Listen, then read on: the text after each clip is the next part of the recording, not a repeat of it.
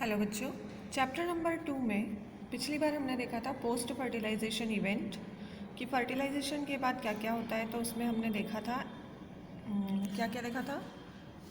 एक देखा था हमने सीड्स का बनना, एंडोस्पर्म का बनना, फिर उसके बाद टाइप्स ऑफ एंडोस्पर्म हमने देखे थे। ठीक है कि एंडोस्पर्म कैसे बनती है। उसके बाद हमने देखा था कि एम्ब्रियो का डेवलपमेंट कैसे होता है। और फिर हमने देखा था सीड्स के बारे में, मोनोकॉट डाइकॉट सीड्स। ठीक है, ऐसे ही एम्ब्रियो भी हमने देखे थे, मोनोकॉट और डाइकॉट एम्ब्रियोज और उनका पूरा स्ट्रक्चर। अब पोस्ट फर्टिलाइजेशन इवेंट में ही जो हमारा अगला टॉपिक है वो है फ्रूट का फॉर्मेशन। ठीक है, फ्रूट यानी कि फल का बनना। तो देखिए, आप सबको पता है कि जो ओव्यूल है उससे बनता है सीड, और जो ओवरी है वो कन्वर्ट होती है फ्रूट में। ठीक है, ये देखिए यहाँ पर ये जो ओवरी वाला पार्ट है वो क्या बनाएगा, ये पूरा फ्रूट। और ये जो ओव्यूल वाला पार्ट है उससे क्या बनते हैं, ये सीड। ठीक है, तो ओव्यूल से बने सीड और ओवरी से बना फ्रूट। तो फ्रूट को आप नॉर्मल क्या डिफाइन कर सकते हो, फ्रूट इज़ अ राइपन्ड और मैच्योर ओवरी। यानी फ्रूट जो है वो एक मैच्योर या पका हुआ ओवरी है। ठीक है, अब देखिए नॉर्मली क्या होता है कि जब पॉलिनेशन की प्रोसेस होती है और उसके बाद जब फर्टिलाइजेशन होता है तो ओवरी कन्वर्ट होती है फ्रूट में, और उसकी जो दीवारें हैं फ्रूट की वो डेवलप होती है ओवरी की दीवारों से। देखिए, जब ओवरी ही फ्रूट में कन्वर्ट हो रही है तो ओवरी की जो दीवारें हैं वो फ्रूट की दीवारें बनाएंगी और ओव्यूल बना देगा सीड। अब फ्रूट के जो मेन फंक्शंस हैं वो क्या है, फ्रूट क्यों बन रहा है, तो देखिए फ्रूट के फंक्शंस है protect the seed and embryo. Fruit जो है इस सीड को और उसमें जो एम्ब्रियो प्रेजेंट है उसको क्या करता है, प्रोटेक्ट करता है। देन स्टोर फूड मटेरियल, इसमें फूड मटेरियल का स्टोरेज होता है और वही हम कंज्यूम करते हैं। जब हम फ्रूट खाते हैं तो वही फूड मटेरियल हम खाएंगे। और helps in dispersal of seed, यानी सीड का जो फैलना है, सीड्स का जो डिस्पर्जल होता है उसमें भी फ्रूट जो है वो हेल्प करता है। तो ये जो है सारे क्या है, फ्रूट्स के फंक्शन, और इसीलिए फ्रूट का फॉर्मेशन होगा। अब देखिए फ्रूट का डेवलपमेंट कैसे होता है। जब फर्टिलाइजेशन होता है तो फ्लावर में बहुत सारे चेंजेस होते हैं। फ्लावर में क्या होगा, बहुत सारे चेंजेस होंगे। जैसे ओव्यूल सीड में कन्वर्ट हो गया, फिर बाकी जो पार्ट्स हैं फ्लावर के ओवरी को छोड़ के वो फॉल ऑफ हो जाते हैं, गिर जाते हैं। ओवरी का साइज़ जो है वो बढ़ता है। जैसे जैसे सीड का डेवलपमेंट होता है वैसे वैसे ओवरी का साइज़ भी क्या होगा, बढ़ता है, और ओवरी कन्वर्ट हो जाती है फ्रूट में। ठीक है, तो देखिए अब इसी टाइम पे एक सक्यूलेंट पैरेन्काइमा डेवलप होता है ओवरी में, जो कि क्या करेगा, विच become charge with vegetable acid, sugar and other scented matter. जो क्या क्या लाता है इसमें, वेजिटेबल एसिड्स है, शुगर है, और दूसरे जो जिनसे की खुशबू आती है, सेंटेड मैटर्स। तो ओवरी में भी यहाँ पर देखिए कुछ चेंजेस आते हैं। जैसे multilocular and multi ovular ovary जो होती है वो चेंज हो सकती है यूनिलोक्यूलर और वन सीडेड में। ठीक है, और दूसरी तरफ क्या हो सकता है कि जो यूनिलोक्यूलर ओवरी है वो मल्टीलोक्यूलर भी बन सकती है, क्योंकि उसमें हो सकता है कि फाल्स पार्टीशन वॉल्स जो है वो बन जाए। तो ऐसे चेंजेस यहाँ पर आ सकते हैं, आते हैं ये ज़रूरी नहीं लेकिन आ सकते हैं। ठीक है, अब देखिए फ्रूट का फॉर्मेशन, ये वही है कि fruit is a mature ovary that contain seeds. The process of food formation is stimulated by growth regulators produced by the seed. यानी सीड जो है वो कुछ ग्रोथ रेगुलेटर को प्रोड्यूस करते हैं और उसके कारण फ्रूट का फॉर्मेशन जो है वो होता है। ठीक है, अब देखिए यदि हम देखें स्ट्रक्चर ऑफ फ्रूट, तो फ्रूट जो है उसमें एक दीवार होती है। ये देखिए, यदि हम ये फ्रूट की बात करें तो ये जो दीवार है, तो दीवार को कंबाइनली कहा जाता है ना, पूरी जो दीवार है उसे हम कहते हैं पेरिकार्प।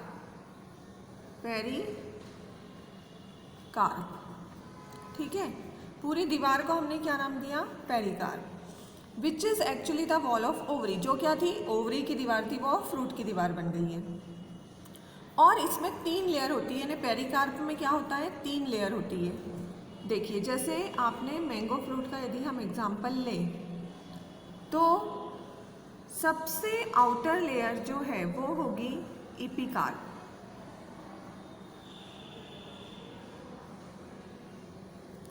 सबसे आउटर लेयर क्या होगी, एपिकार्प। फिर उसके बाद बीच वाली जो लेयर होगी वो होगी, जो कि जनरली फ्लैशी होती है, बीच वाली वो होगी मीजोकार्प, ठीक है, मीजोकार्प। और उसके सबसे अंदर वाली जो लेयर होगी वो होगी एंडोकार्प, ठीक है। सबसे आउटर लेयर एपिकार्प, बीच वाली फ्लैशी लेयर मीजोकार्प और अंदर वाली एंडोकार्प। और इन तीनों को कंबाइनली हम क्या बोलते हैं, पेरिकार्प, ठीक है। तो एपिकार्प जो होता है ना वो तो फ्रूट की स्किन होगी, यानी छिलका होगा, जो कि जनरली हम क्या करते हैं, पील ऑफ कर देते हैं, उसको छील देते हैं। मीजोकार्प जो है वो उसका पल्पी पार्ट होता है, जैसे मैंगो में जो हम खा रहे हैं वो है मीजोकार्प, ठीक है। फिर एंडोकार्प जो है वो सबसे अंदर वाला पार्ट है, जो बहुत ही थिन होता है, और जैसे ऑरेंज में ये बहुत मेम्ब्रेनस होगा, एकदम ऐसी पतली सी मेम्ब्रेन दिखाई देती है आपको, और मैंगो में ये होता है थोड़ा सा हार्ड, जैसे बिल्कुल गुठली के जस्ट ऊपर वाला पार्ट, तो वो एंडोकार्प होगा। तो ऐसे 3 लेयर यहाँ पर होती है, ठीक है। अब जो ड्राई फ्रूट्स होते हैं, ये तो फ्लैशी फ्रूट्स की बात हो गई हमारी, अब जो ड्राई फ्रूट्स होते हैं उनमें क्या होगा, ड्राई फ्रूट्स में जो पेरिकार्प है वो वुडी यानी हार्ड या पेपरी, बिल्कुल पेपर के समान होगी, और इसमें 3 लेयर्स भी नहीं होती है ड्राई फ्रूट्स में। जो फ्लैशी फ्रूट्स हैं यानी रसीले फल हैं उनमें तो ये 3 लेयर होती है पेरिकार्प में, लेकिन जो ड्राई फ्रूट्स होते हैं उनमें पेरिकार्प कैसी होगी, सिंगल लेयर होगी, ठीक है। जब ये पकते हैं तो कुछ फ्रूट तो फ्लैशी बन जाते हैं और कुछ क्या हो जाते हैं, ड्राई अप हो जाते हैं और बिल्कुल हार्ड हो जाते हैं। तो इसका जो फंक्शन है वो क्या है, फ्रूट का प्रोटेक्शन ऑफ सीड, ठीक है। तो इसी पॉइंट पे एंजियोस्पर्म और जिम्नोस्पर्म में डिफरेंस होता है, ठीक है। एंजियोस्पर्म में ये कवरिंग होगा और बाद में जो जिम्नोस्पर्म है उनमें नहीं होता है। वो जिम्नोस्पर्म को हम क्या कहते हैं, नेकेड सीडेड प्लांट, यानी कि उनमें सीड के ऊपर ये कवरिंग नहीं होगा। तो ऐसे फ्रूट का फॉर्मेशन हो गया और फ्रूट का स्ट्रक्चर है। अब देखिए कुछ आते हैं ट्रू एंड फॉल्स फ्रूट। ये देखिए, अब चलिए उससे पहले हम देखते हैं जैसे सीडलेस फ्रूट, तो ये कैसे बनते हैं, या तो ये जेनेटिकली बनेंगे, फिर दूसरा मतलब जेनेटिकली कैसे, आइदर नेचुरली और बाय स्पेशल ब्रीडिंग प्रोग्राम, यानी या तो नेचुरली बनते हैं या कुछ स्पेशल उनको ट्रीटमेंट दिया जाएगा, जैसे कि सीडलेस ऑरेंजेस। अब ये तो सीडलेस फ्रूट हो गए, बिना बीज वाले फल। अब देखिए एक होते हैं ट्रू यानी एक्चुअल फ्रूट्स, ट्रू फ्रूट्स। तो क्या होगा ये, where only the ovary of flower develop into fruit it is called true fruit, यानी जब ओवरी वाला पार्ट फ्रूट बनाता है तो उसे हम क्या कहते हैं, ट्रू फ्रूट्स।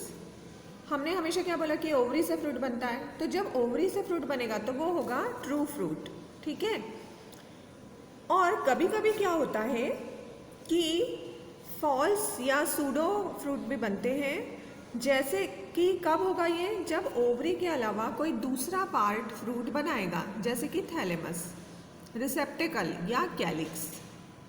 देखिए हमने फ्लावर का जब हम स्ट्रक्चर देखते हैं तो ये देखिए यहाँ पर है ये ओवरी वाला पोर्शन, तो यदि इससे फ्रूट बना तो वो क्या होगा, ट्रू फ्रूट। अब उसी के नीचे देखिए ये थैलेमस वाला पार्ट है ना, थैलेमस है, फिर ये रिसेप्टेकल वाला पार्ट है, या फिर इसके आसपास जो कैलिक्स होता है, यदि इनसे फ्रूट बना तो वो क्या कहलाएगा, फॉल्स फ्रूट। और फॉल्स फ्रूट का बेस्ट एग्जाम्पल है एप्पल। फॉल्स फ्रूट का बेस्ट एग्जाम्पल है एप्पल, क्योंकि एप्पल जो है वो थैलेमस से बनता है। Thalamus grow around the ovary and become fleshy, यानी थैलेमस ओवरी के आसपास ग्रो कर लेता है और वो उसका फ्लैशी पार्ट बनाता है एप्पल का, ठीक है। और अंदर की तरफ जो हम देखते हैं वो उसकी ओवरी, यानी फ्लैशी पार्ट जो हम खा रहे हैं वो एक्चुअल में क्या है, थैलेमस वाला, तो इसलिए हम उसे क्या कहते हैं, फॉल्स फ्रूट। फिर ऐसे ही डिलेनिया में जो कैलिक्स है वो परसिस्टेंट रहता है और develop into main part of the fruit, यानी कि उसमें कैलिक्स से बनेगा फ्रूट। फिर कुछ फ्रूट्स जो है वो इन्फ्लोरेसेंस से भी बनते हैं, जैसे मलबरी है, जैक फ्रूट है, फिर बेनियन ट्री में है, फिर कैश्यू नट जो काजू होता है, जो पेडंकल और थैलेमस, ये दोनों क्या बनाते हैं, फ्रूट बनाते हैं। तो ऐसे ये क्या होंगे, फॉल्स फ्रूट। और सीडलेस फ्रूट जो है वो कैसे बनेंगे, नेचुरल या फिर कोई स्पेशल ट्रीटमेंट से। ये देखिए। और दूसरा क्या हो सकता है कि उनको यदि हम कोई ग्रोथ रेगुलेटर दें, जैसे हमने क्या बोला कि फ्रूट्स कब बनते हैं, जब सीड्स जो हैं वो ग्रोथ रेगुलेटर को सीक्रेट करते हैं, जैसे कि ऑक्सिन। ऑक्सिन जो है वो बहुत ही इम्पोर्टेंट ग्रोथ रेगुलेटर है प्लांट का। ये एक हार्मोन है और इसी के कारण प्लांट्स में क्या होती है, ग्रोथ होती है, ठीक है। इसी के कारण प्लांट में क्या होगी, ग्रोथ होगी। तो देखिए कैसे बना सकते हैं सीडलेस फ्रूट। जब लार्ज अमाउंट में ग्रोथ रेगुलेटर को स्प्रे किया जाता है फ्लावर पे, तो फ्रूट्स बिना फर्टिलाइजेशन के ही बन जाते हैं। और जब बिना फर्टिलाइजेशन के फ्रूट्स बनेंगे तो वो कैसे होंगे, सीडलेस, यानी बिना बीज के फ्रूट्स, ठीक है। क्या करते हैं, ऑक्सिन का छिड़काव कर देते हैं फूलों के ऊपर, जिससे कि उसमें ग्रोथ जो है वो तेज़ हो जाती है और बिना फर्टिलाइजेशन के ही ओवरी जो है वो कन्वर्ट हो जाती है फ्रूट में। तो जब फर्टिलाइजेशन हुआ ही नहीं है तो सीड्स तो बनेंगे ही नहीं, तो इसलिए वो जो फ्रूट्स बनते हैं वो क्या होंगे, सीडलेस फ्रूट्स। और इसका एग्जांपल है सीडलेस ग्रेप्स, जो अंगूर होते हैं। तो इन पे ये ऑक्सिन का छिड़काव करके और इनको बनाया जाता है, ठीक है। तो ऐसे सीडलेस फ्रूट्स जो है वो बनेंगे। ये देखिए, फिर how do seedless fruits form.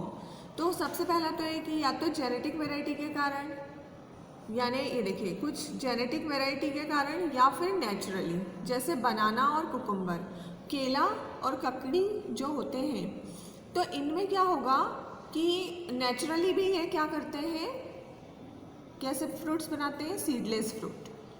Genetic variety के कारण, यानी इनके जो जीन्स है वही ऐसे होते हैं कि उनमें सीड्स नहीं बनते, तो इनमें ये नेचुरली हो रहा है। फिर दूसरा में क्या हो रहा है कि स्प्रे फ्लावर विथ ऑक्सिन और जिब्रेलिन, ये दोनों ग्रोथ रेगुलेटर्स हैं, ऑक्सिन और जिब्रेलिन। तो इनका स्प्रे इस पे यदि किया जाता है फ्लावर्स पे, तो फ्रूट्स जो है बिना फर्टिलाइजेशन के बन जाएंगे। और जब ये फ्रूट्स बनेंगे तो वो कैसे रहेंगे, सीडलेस, बिना बीजों के fruit. Gibberellin may also cause bigger fruit to form, gibberellin का छिड़काव भी, ये भी हार्मोन है और ये भी ऑक्सिन की हेल्प करता है ग्रोथ में, तो इसके कारण भी बड़े फ्रूट्स जो है वो बन पाते हैं। फिर ethylene is use to ripen fruit and the green skins of orange, lemon and grapefruit. देखिए इथिलीन का यूज़ किस में किया जाता है, फलों को पकाने में। ये एक फ्रूट हार्मोन है, प्लांट हार्मोन, जिसके कारण फल जो है वो पकते हैं, नेचुरल हार्मोन है। तो क्या करते हैं कि कच्चे फलों को तोड़ लिया, उनको स्टोर कर लिया और फिर उस पर ये छिड़काव करते हैं इथिलीन का, जिससे कि फ्रूट्स जो हैं वो पक जाते हैं और इनकी जो ग्रीन स्किन है वो भी किस में कन्वर्ट हो जाती है, ऑरेंज में, मतलब येलोइश कलर में कन्वर्ट हो जाएगी। तो इसलिए इनका यूज़ जो है, तो ऐसे करके भी हम क्या कर सकते हैं, सीडलेस फ्रूट जो है वो बनाते हैं। जैसे हमको आजकल पता है ना, हर सीज़न में हर फ्रूट मिलता है, तो ये स्टोरेज वाले फ्रूट्स होते हैं और इनको इथिलीन से पकाया जाता है।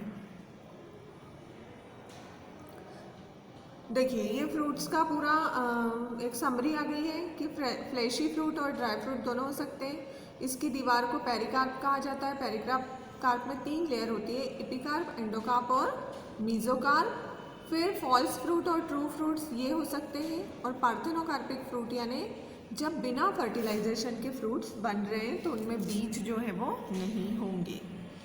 ठीक है। और फ्लैशी फ्रूट में क्या होगा, ये फ्लैशी फ्रूट्स में क्या होगा कि पेरिकार्प जो है वो इन 3 में डिवाइड रहेगी, और ड्राई फ्रूट में पेरिकार्प जो है वो कैसे रहेगी, हार्ड रहेगी। ठीक है। ट्रू फ्रूट्स यानी जब एक्चुअल में वो ओवरी से उनका डेवलपमेंट होगा, तो ट्रू फ्रूट्स जैसे कि मैक्सिमम फ्रूट ट्रू ही होते हैं, और फॉल्स फ्रूट यानी कि जब ओवरी के अलावा किसी और पार्ट से उनका डेवलपमेंट होगा, जैसे कि एप्पल जो कि थैलेमस से बनता है। ठीक है। तो ये हो जाएगा आपका। अब इसके बाद देखते हैं हम इम्पोर्टेंस ऑफ फ्रूट। तो देखिए इम्पोर्टेंस क्या क्या है फ्रूट के। फ्रूट जो है वो विटामिन और मिनरल के बहुत रिच सोर्सेस होते हैं, इससे बहुत ज़्यादा विटामिन मिनरल हमको मिलता है, बहुत सारी डिसीजेस से हमको ये बचाते हैं। यदि प्रॉपर न्यूट्रिएंट हमारी बॉडी में नहीं है तो हम क्या हो सकते हैं, बहुत सारी बीमारियां हमको हो सकती है। लेकिन यदि हम फ्रूट्स को रेगुलर इंटेक करते हैं तो इनसे हमको जो विटामिन मिनरल्स मिलते हैं वो हमको बहुत सारी बीमारियों से बचाते हैं। फिर बहुत ज़्यादा इनमें क्या होता है, फाइबर होता है, तो रिच इन फाइबर, तो ये हमको हाई ब्लड प्रेशर, फिर उसके अलावा जो दूसरे फैक्टर्स हैं जो हार्ट डिसीज़ के चांसेस को बढ़ाते हैं, उनसे हमको बचाने में हेल्प करता है ये फाइबर। ठीक है। जैसे कि अमेरिकन हार्ट एसोसिएशन ने एडवाइस की है कि रोज़ 25 से 30 ग्राम यदि हम फाइबर खाते हैं फ्रूट्स का तो हम हेल्दी रह सकते हैं। फिर उसके बाद fruits are 100% bad cholesterol free, इनमें कोई कोलेस्ट्रॉल नहीं होता। ठीक है। तो कोई भी बैड कोलेस्ट्रॉल इनमें नहीं होता है, और जो रफेज होता है तो वो हमारे डाइजेस्टिव ट्रैक्ट को भी क्या करता है, क्लियर रखता है, और हमारे डाइजेशन को भी क्या करता है, सपोर्ट करता है, हेल्प करता है डाइजेशन में। फिर fruits stimulate the memory, fruit is ultimate brain fuel, यानी हमारे दिमाग का के लिए फ्यूल, ईंधन का काम करता है ये। इसमें बहुत सारे नेचुरल शुगर्स होते हैं जो ब्रेन को स्टिमुलेट करते हैं, जिससे कि हम तेज़ी से सोच पाते हैं और इन्फॉर्मेशन को रिकॉल कर पाते हैं। ठीक है। तो रोज़ हमको इसलिए फ्रूट्स जो है वो कंज्यूम करना चाहिए, या फ्रूट के जूसेस भी पी सकते हैं। फिर उसके बाद consist of large amount of water, इनमें फ्रूट्स में 80% वाटर हो सकता है। तो मतलब जब हम रोज़ बोलते हैं कि हमें 10 से 12 ग्लास पानी पीना चाहिए, तो यदि आप फ्रूट कंज्यूम करते हैं तो आपको नेचुरली भी वाटर जो है उससे मिल जाता है, जो कि हमारी पूरी बॉडी को बैलेंस बना के रखता है। Fruits make you feel better, जब आप फ्रूट्स का इंटेक करते हैं तो ये आपको बहुत सारी बीमारियों से तो बचाता ही है, और आप क्या करते हैं, अच्छा फील करते हैं उससे।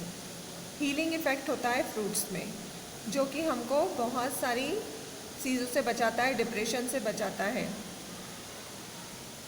फिर ethical reason to eat fruits, देखिए इसका एथिकल रीज़न भी है, मतलब कि हमेशा हमको वेजिटेरियन बनना चाहिए।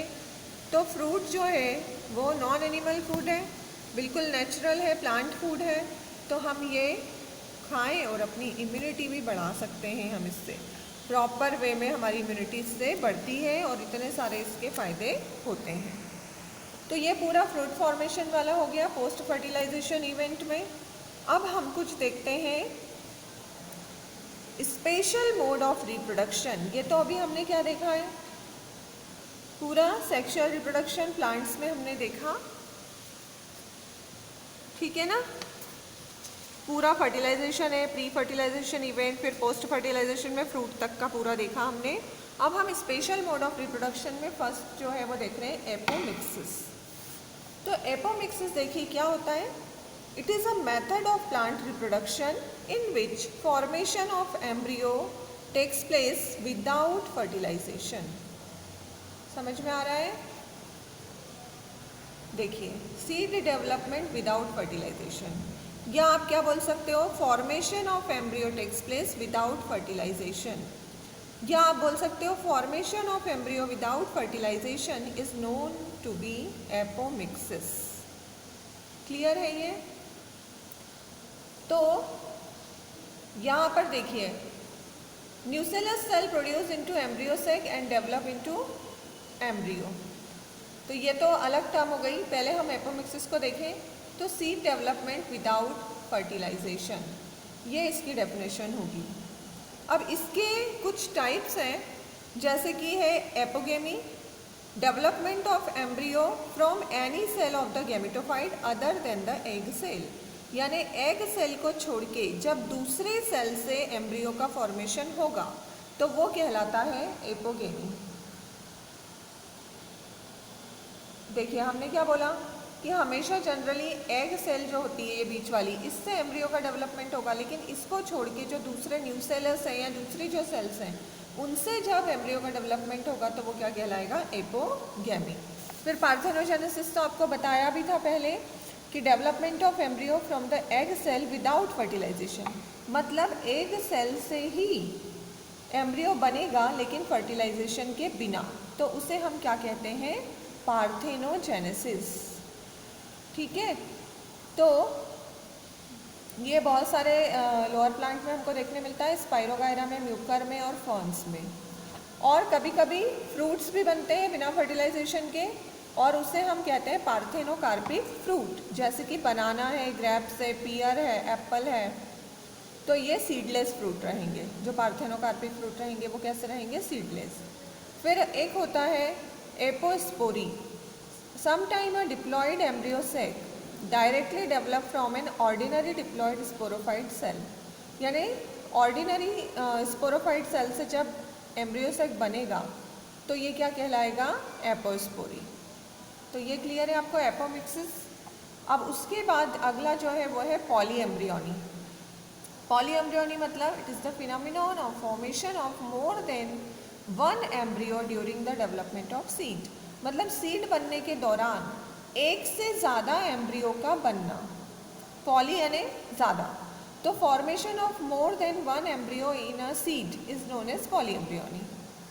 और ये बहुत ज़्यादा कॉमन है सिट्रस फ्रूट्स में। सिट्रस यानी कि ऑरेंज है, लेमन है, इसमें आप देखते हो ना बहुत सारे जो है एम्ब्रियो हमको दिखाई देते हैं। ठीक है, तो ये कैसे होता है? ये सबसे पहले देखिए किसने देखा था? राव नाम के साइंटिस्ट ने 1965 में। उन्होंने क्या देखा था कि polyembryony to develop during seed germination in वेंडल caused by cleavage of apical promeristem of single embryo, यानी सिंगल एम्ब्रियो का जो अपाइकल मेरिस्टेम था उसमें पार्टीशन आ गए थे, तो उससे बहुत सारे एम्ब्रियो जो है वो बन गए। और ये इसको डिस्कवर किया था ल्यूएनहॉक ने 1719 में इन केस ऑफ सिट्रस, यानी वही लेमन या ऑरेंज के केस में सिट्रस फ्रूट कहा जाता है इन्हें, खट्टे फलों को। अब पॉलीएम्ब्रियोनी देखिए 3 टाइप की होती है। एक सिंपल है जो सिट्रस फ्रूट्स में देखने को मिलती है, फिर क्लीवेज पॉलीएम्ब्रियोनी जो देखने को हमको मिलती है पाइनस और ऑर्किड्स में, और एडवेंटिशियस पॉलीएम्ब्रियोनी जो देखने मिलती है सिट्रस, ओपनशिया, ऑनियन, मेंजीफेरा यानी कि मैंगो में, ट्रिटिकम गेहूँ, ग्राउंडनट में। तो ये पॉलीएम्ब्रियोनी हो जाएगा। फिर उसके बाद ये आ गया आपको पूरा समझ में। तो ऐसे ये सारे टाइप्स देखे हमने रिप्रोडक्शन, और ये जो अलग टाइप के कुछ स्पेशल मोड है रिप्रोडक्शन के वो भी हमने देख लिए हैं। अब इसके बाद जो है देखिए, अब फ्रूट बन गया, अब लास्ट क्या बचा है? सीड्स भी बन चुका है। अब डिस्पर्सल ऑफ सीड केवल बचा है, dispersal of seed and fruits. तो ये हम देखेंगे नेक्स्ट में कि सीड का जो डिस्पर्सल है वो कैसे होता है, यानी सीड्स जो है वो बाहर कैसे आते हैं फ्रूट्स के। ठीक है, तो ये क्लियर है आपको आज का टॉपिक पूरा, फ्रूट का फॉर्मेशन, फ्रूट्स का स्ट्रक्चर और फ्रूट के क्या क्या इम्पोर्टेंस हैं, और साथ ही साथ स्पेशल मोड ऑफ रिप्रोडक्शन में दो देखे हमने, एपोमिक्सिस। एपोमिक्सिस मतलब क्या देखा, formation of embryo without fertilization, और पॉलीएम्ब्रियोनी मतलब formation of more than one embryo in a seed. तो ये यहाँ पर कंप्लीट हो रहा है। तो थैंक यू बेटा। अब नेक्स्ट में देखेंगे हम डिस्पर्सल ऑफ सीड्स।